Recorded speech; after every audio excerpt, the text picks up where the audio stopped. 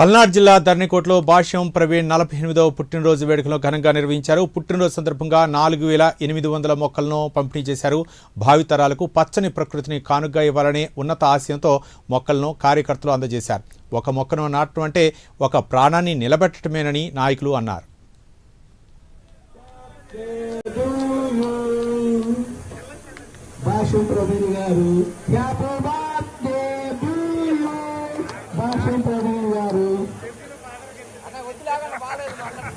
మరి ఈరోజు అడ్వాన్స్ గా రేపు జన్మదిన వేడుకలు జరుగుతున్నాయి.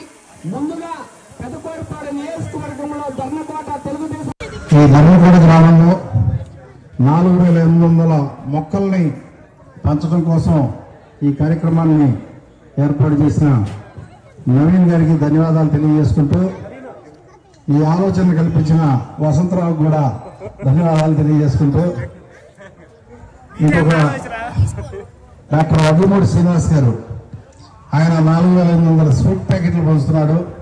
వారికి కూడా ధన్యవాదాలు తెలియజేసుకుంటూ, ఇద్దరికి కూడా వినూత్నంగా ఆలోచించిన ఇద్దరికి ధన్యవాదాలు తెలియజేసుకుంటూ థ్యాంక్ యూ.